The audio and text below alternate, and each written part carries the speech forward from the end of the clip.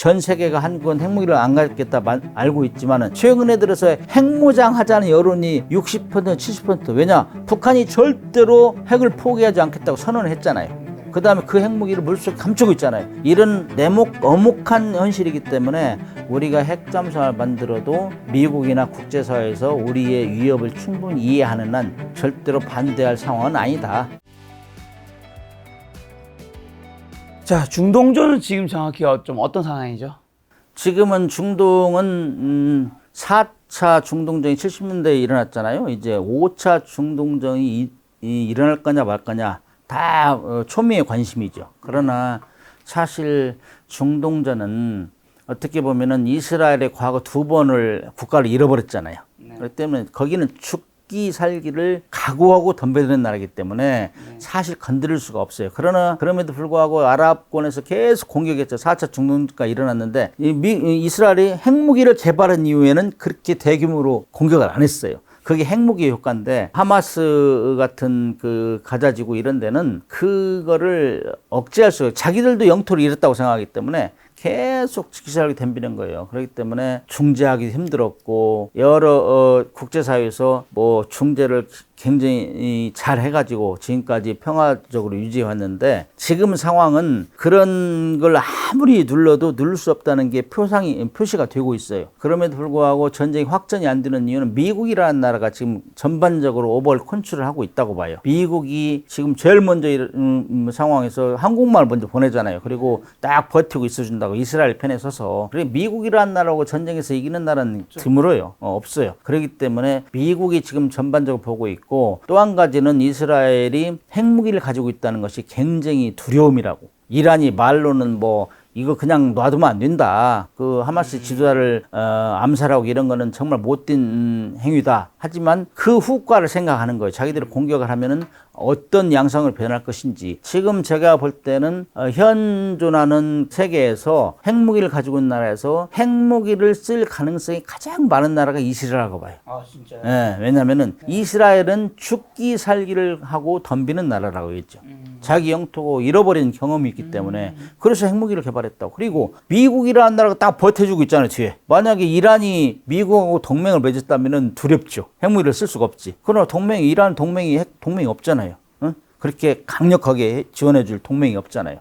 근데 이스라엘은 미국이란 거대한 나라가 딱 버티고 있기 때문에 뭐 미국이 어떻게 할 거예요? 이번에도 뭐 이스라엘이 공격하고 그다음에 뭐 이런 것들도 사실은 미국의 엄호를 받으면서 상의하면서 했는데 지금은 뭐 미국이 승낙하기 전에도 공격해버리고 뭐 암살해버리고 이러잖아요. 그렇기 때문에 이제는 더 이상 아랍권으로부터 이렇게 자기 공격받는 걸 용서하지 않겠다. 그다음에 이제 지도자 얘기를 했는데 지도자들은 항상 자기의 그 안위와 그 지도부에 속한 사람들을 오래 누리기를 바란단 말이죠. 그렇기 때문에 대통령도 사실 이 전쟁이 끝나버리면은 쉽게 끝나버리면은 아마 네타냐후도 굉장히 곤란에 처할 것이다. 왜냐? 너무 이렇게 과격하게 공격을 함으로써 국제사회를 자극했고 자기들도 욕을 많이 얻어먹었거든. 너무 빈도적이다. 이런 얘기 받았기 때문에 자기도 전쟁이 끝나도 그야말로 일종의 전범 취급으로 받을 정도로 역할을 했단 말이죠. 그렇기 때문에 이 지도자들이 어떻게 생각하느냐에 따라서 국민들은 참 비참으로 가느냐 정말 평화로 가느냐 이런 상황이라고. 그래서 지도자를 결심을 잘해야 됩니다. 그래서 이스라엘은 제가 볼 때는 핵무기를 가지고 있는 나라에서 가장 쓸 확률이 높다. 저는 그렇게 봐요. 자, 그럼 이제 남북한도 좀 여쭤보면 북한이 해군력 강화에 힘쓰고 있다고 들었는데 그 이유랑 북한 해군의 전력 수준은 좀 어떻게 되나요? 북한이 제일 두려워하는 것은 한미연합군이죠. 특히 한미연합군은 감시 정찰 자산이 굉장히 뛰어나요. 그리고 뭐 물론 미국이라는 나라는 최첨단의 무기를 가지고 있고 우리 또한 지금 전 세계에서 우리 무기를 인정해 주잖아요.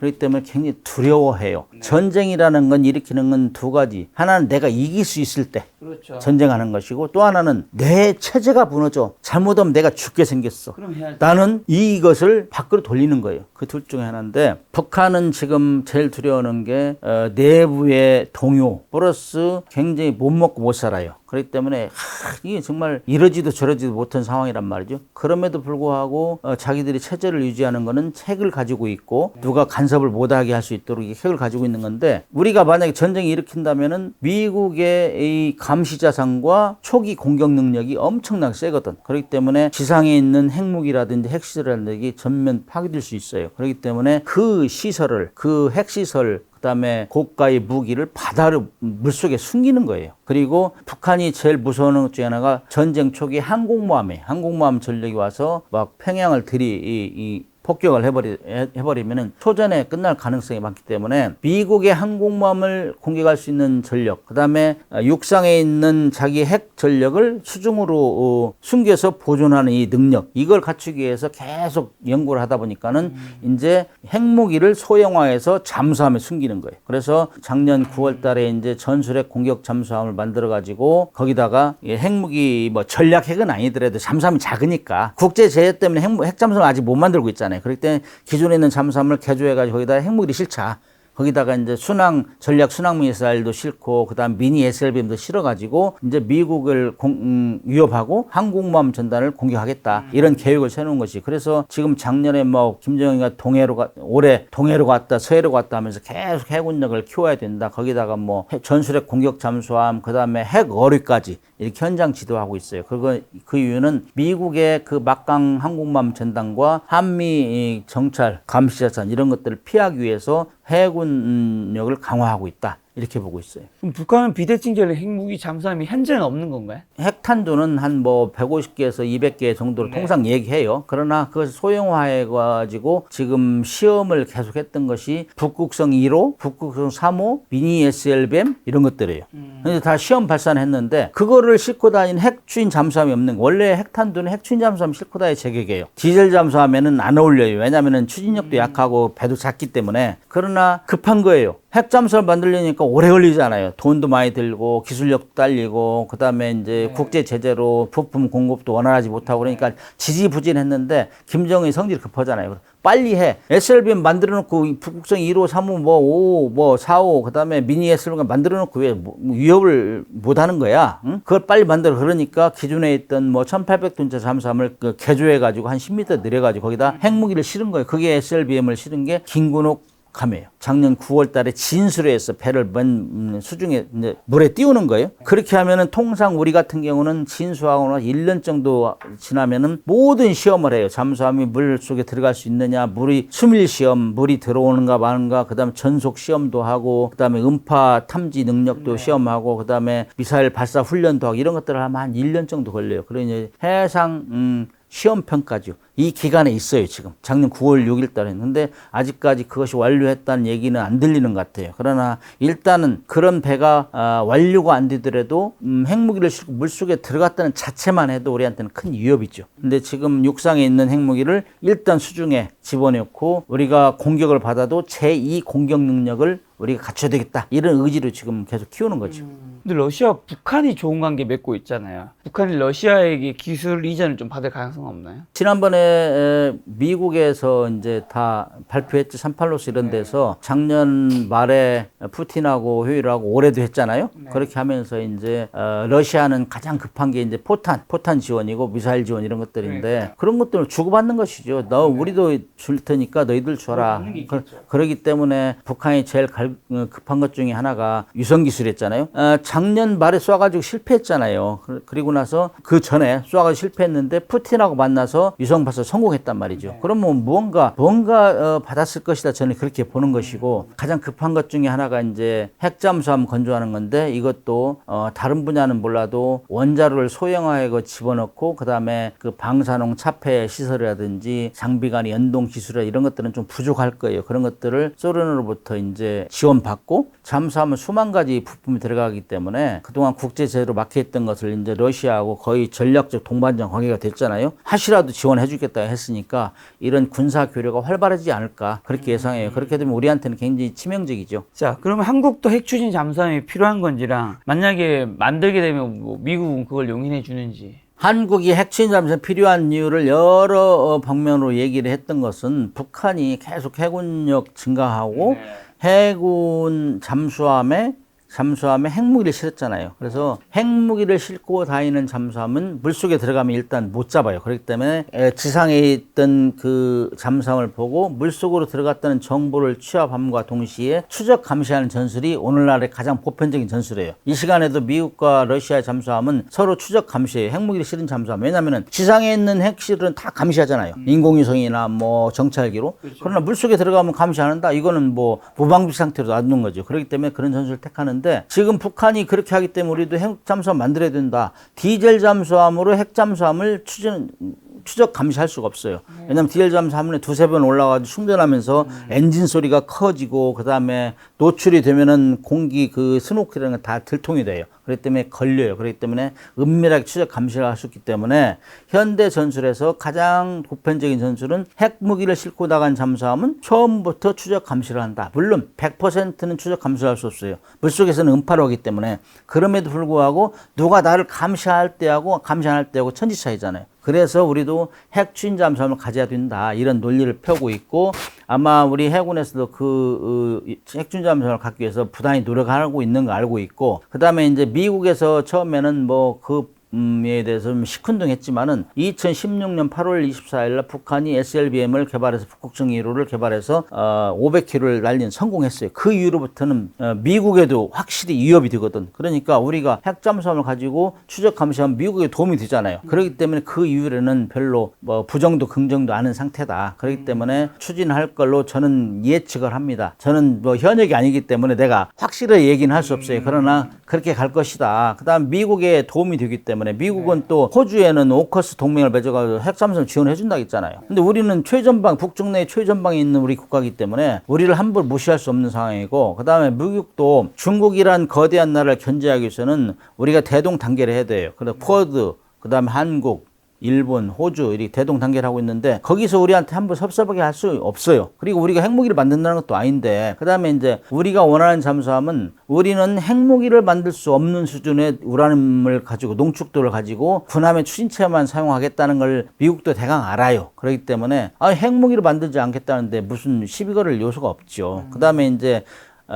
우라늄 농축도가 20% 미만은 상용으로 거래되는 거예요. 이걸 군사적으로 사용하려면은 미국 거를 사용할 때는 우리가 한미 원자력 협정에 군사적으로 사용 못하게 되기 때문에 미국이 승인을 받아야 돼요. 그러나 러시아나 프랑스 이런 데서 사오면은 그건 승인 안 받아도 돼요. 그러나 이제 군사적으로 사용할 때는 IAEA 보고를 하면 돼요. 보고하고 우리는 군사적으로 사용하겠다. 그리고 우리는 절대로 핵무기를 안 만들어. 그러나 우리가 북한이 핵무기를 만들어서 물 속에 잠수함을 갖췄기 때문에 추적 감시해야 돼. 우리는 그래서 군함의 추진체만 사용하겠다. 보고하면은 원래 IAEA 안전조치 14조에는 신고를 하면은 군사적으로 사용했다 신고하면은 군사시설을 사찰을 안 하게 돼 있어요. 면제하게 돼 있어요. 그런 규정이 있기 때문에 그렇게 한 문제가 없다. 우리의 안보는 우리가 지켜야지. 우리가 뭐 누구의 허락을 받지 않아도 되는데 계속 미국한테 물어볼 필요가 없어요. 왜 미국한테 물어보냐 이거죠. 우리는 사다가 국제법적으로 위배가 되지 않으면 우리는 진행하면 되는 것이고 그 다음에 우리는 현재까지 우리의 이 한국의 정책은 북한의 비핵화를 계속 견인해 왔잖아요. 미국의 하노이 회담, 싱가포르 회담 주선하고 그렇기 때문에 전 세계가 한국은 핵무기를 안 갖겠다 알고 있지만은 최근에 들어서 핵무장 하자는 여론이 60% 70% 왜냐? 북한이 절대로 핵을 포기하지 않겠다고 선언을 했잖아요. 그 다음에 그 핵무기를 물속에 감추고 있잖아요. 이런 어목한 현실이기 때문에 우리가 핵잠수함을 만들어도 미국이나 국제사회에서 우리의 위협을 충분히 이해하는 한 절대로 반대할 상황은 아니다. 그래서 국가적인 의지를 가지고 추진하면 된다. 이렇게 생각해요. 자, 세계 최고의 잠수함 킬러 최신의 해상 초계기 P8A 포세이돈을 6대나 인수했다고 하는데 이게 어떤 무기고 어느 정도 가능한 거죠? 잠수함에서 제일 두려워하는 게 항공기예요. 왜냐면은 특히 디젤 잠수함. 그래서 핵 잠수함하고 틀린 것이 디젤 잠수함은 하루에 두세 번 올라오는데 충전하러 올라오는데 그때 다 들켜요. 그다음에 2차 대전 말기에는 주로 추상항해 하다가 잠수함이 적이 오면 물속에 잠깐 들어가서 이렇게 숨어서 공격하고 이런 패턴이었는데 2차 대전 말경에 그럼에도 불구하고 대서양 전투에서 항공기에 공격당한 잠수함이 56%였어. 그 정도 침몰 확률이 많았어요. 근데 그때 항공기보다는 지금 훨씬 많은 성능이 좋은 항공기가 나타났는데 그 중에서 제일 대잠 초계기로 유명한 게 P3였어요, 그동안. 그러나 그 후속 버전이 P8인데 우리가 지금 P3를 16대 가지고 있고 또 P8을 6대를 추가로 도입한 이유는 북한이 세계에서 가장 많은 잠수함 수를 가지고 있어요. 물론 핵잠수함 안 가지고 있어요. 잠수함이라는 건 일단 물속에 들어가면 게릴라 세력이 변하기 때문에 엄청난 위력이 있단 말이에요. 그래서 우리는 항공기로 그걸 추적 감시하겠다. 추적 감시가 아니라 이 보고 그 길목을 다 이렇게 통제하겠다 이거예요. 그렇기 때문에 우리에게 이제 P8이라는 항공기가 도입된 건 굉장히 힘이 드는 것이고 북한한테는 굉장히 불리한 거죠. 그래서 P3 16대 가지고 있었는데 왜 P8을 도입했느냐? 가격이 한 1.5배 비싸요. 근데 비싼 게 좋다는 얘기가 나오는 것이 P3보다 채공 시간 오래 떠 있을 수 있어요. P8이. 그 다음에 광범위하게 탐지를 할 수 있어요. 거기에는 탐지한다는 거는 레이더 시설이 좋아야 돼요. 레이더 능력이. 그 다음에 인프라레더 적외선 탐지 능력이 좋아야 돼요. 적외선 탐지 능력을 가지고 있는 거는 스노크라는 잠수함을 잘 잡아낼 수 있어요. 원거리에서. 그래서 통상 그 탐지 능력이 한 400km 전방을 이렇게 분야를 탐지할 수 있대요. 그러니까 광범위하게 탐지할 수 있고 과거에 이제 P3 전술 같은 경우는 특히 잠수함이 저곳에 있을 것이다. 이 전술이 그래요. 원래 전반적으로 처음부터 다 광활한 해역을 탐지하는 게 아니라 정보를 가지고 가요. 아, 잠수함이 저기 지나갈 것이야. 무슨 어선이 신고했는데 저기 잠수함이 있대. 이 정도 정보를 가지고 가서 탐지를 시작하는 게 P3 전술인데 그렇게 되면은 가서 맨 먼저 수동 소나부이라는 걸 내려요. 소나부이 그 음파를 습수하는 거예요. 그 다음에 거기에서 무슨 신호가 잡히면은 능동 소나부를 해가지고 자기가 음파를 보내요. 그래서 이제 잠수함을 식별해내는 건데 그런 절차가 이제 P8에서는 소나부의 한 개로 다 안 돼. 한 개로. 2개로 했었는데 그런 것들이 변한 거고 그 다음에 고고도에서 작전이 가능한 거 12.8km까지 올라가서 고고도. 옛날에 P3 같은 경우는 통상 300~400m를 저공 비행하면서 이렇게 그 잠수함을 탐지하고 그랬는데 그렇게 하다 보면은 P3도 굉장히 위험해요. 사실은. 네. 이 착시 현상 이런 것 때문에 위험하고 항상 긴장하는데 고공 비행하면서도 그런 걸 탐지할 수 있다. 그 다음에 이제 미사일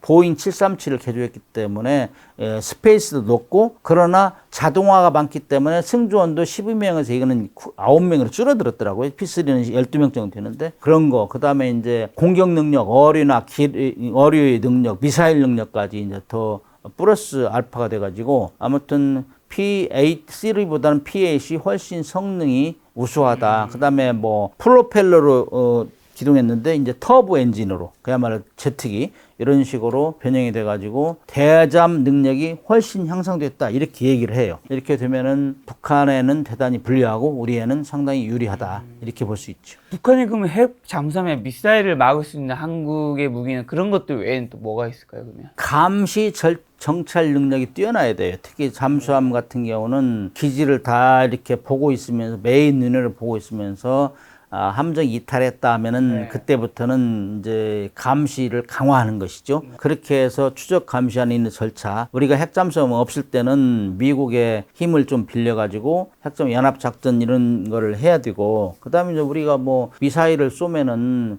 살짝 우리 KAMD 방어 능력 이런 걸 갖추고 있고, 그다음에 LSAM, 뭐 MSAM 이런 것으로 이제 북한의 핵 능력을 커버해야 되는데, 아무튼 그럼에도 불구하고 북한의 그 핵 능력에 대해서는 명쾌하게 이걸 어떻게 막겠다는 이런 거는 얘기할 수가 없어요. 왜냐하면은 핵은 핵으로 막아야 된다는 게 가장 보편적인 논리이기 때문에. 그래서 우리가 핵 확장 억제, 미국의 확장 억제를 계속 강화해라 하는 것들은 그런 이유고, 그렇지 않으면 국민들이 풀 수 있는 핵 확장 억제는 필요 없다. 우리도 독자적으로 핵무장하자. 이런 얘기가 그래서 나오는 것이죠. 그래서 북한이 핵을 가지고 있는 한 우리가 아무리 거기에 대해서 방어한다 해도 핵은 한 방만 맞아도 거의 절망으로 가기 때문에 우리도 그래서 핵무장을 해야 된다. 그런 주장을 펴는 것이고, 그래서 그렇게 오랫동안 비핵화를 추진했는데 이제 완전히 포기했잖아요. 북한이. 비핵화는 하지 않겠다. 그렇기 때문에 우리도 그에 대한 합당한 논리를 개발해서 우리가 핵무장을 해야 되고 전술핵 무기라도 배치해야 된다. 이런 얘기가 끊임없이 나오는 것이죠.